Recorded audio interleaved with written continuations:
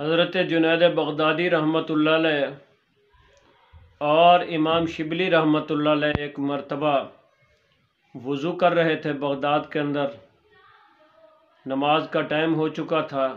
اتنے میں ایک شخص آیا، وہ مسافر تھا۔ اس نے کہا اچھا یہ اللہ والے ہیں، نماز پڑھ رہے ہیں، میں بھی ان کے ساتھ نماز پڑھ لوں۔ تو اس نے بھی وضو کیا، اور جب نماز پڑھنے کے لیے ساتھ ملنے کو آیا تو ان دونوں ہستیوں نے، کیونکہ صاحب بصارت بھی تھے، صاحب بصیرت بھی تھے، تو انہوں نے دل کے اندر جو ان کو اللہ تعالیٰ نے مقام دیا تھا اس کے دل کے اندر دیکھ لیا، اور اس کے اوپر نظر دوڑائی، دیکھا کہ یہ آنے والا کوئی عام شخص نہیں بلکہ اللہ کا ولی نظر آتا ہے۔ تو انہوں نے، ان دونوں ہستیوں نے انہیں آگے کھڑا کر دیا، تو وہ آگے کھڑے ہو گئے۔ جب انہوں نے اللہ اکبر کیا، رکوع کیا، قیام کیا، تکبیر کہی، اور پھر رکوع میں گئے، اور پھر اسی طرح جب سجدے میں پہنچے تو سجدے میں بہت زیادہ دیر لگا دی۔ آج کل کا کوئی امام نماز پڑھا رہا ہوتا اور مقتدی بھی، پھر آج کل کے آپ کو پتہ تو ہے، آج کل کے کوئی مقتدی ہوتے تو وہ یہ سوچنے لگ جاتے شاید امام صاحب مصلی میں جا کر سجدے میں مصلی پر کھڑے ہو کر نیند کر رہے ہیں، مصلی میں پر بیٹھ کر سجدے میں نیند کر رہے ہیں۔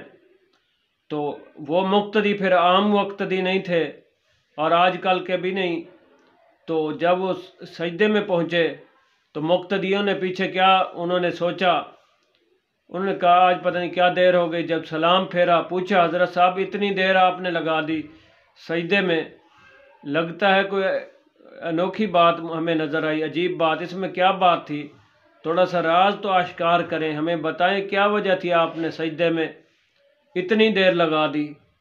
تو آپ نے فرمایا جب میں پڑھ رہا تھا سبحان ربی الاعلیٰ، اللہ تعالیٰ کی ذات اللہ تعالیٰ کی ذات جو ہے وہ پاک ہے اور سب سے بلند ہے، سب سے عزت والی ہے، سب سے اعلیٰ ذات ہے۔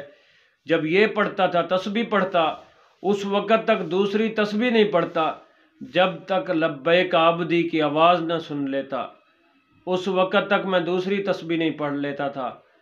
تو اس لیے امام غزالی رحمۃ اللہ علیہ بھی فرماتے ہیں، فرمایا تمہاری نماز کا تو تمہیں پتہ، مجھے تو فرماتے ہیں 12 سال ہو گئے ہیں، ادھر سے اتحیات پر السلام علیکہ ایھا النبی پڑھا ہے، اور ادھر سے حضور علیہ الصلوۃ والسلام کی طرف سے جواب بھی سنتا ہوں۔ اسی طرح جتنے بھی حضرت حاتم اصم رحمۃ اللہ علیہ، ان کا پچھلے دنوں میں نے عرض کیا تھا نماز کا، تو اسی طرح ایک اللہ والے جو ہوتے ہیں ان کا اپنا ایک الگ انداز ہوتا ہے، ان کا الگ طریقہ کار ہوتا ہے۔ کوئی بھی عمل کرتے ہیں، کوئی بھی کام کرتے ہیں اللہ کی رضا کے لیے کرتے ہیں، اور سننے والوں کے لیے اس میں ایک نصیحت اور پیغام ہوتا ہے۔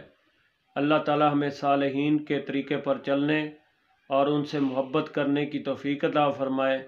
آمین بجاہ نبی الامین وصلی اللہ تعالی علی حبیبہ محمد۔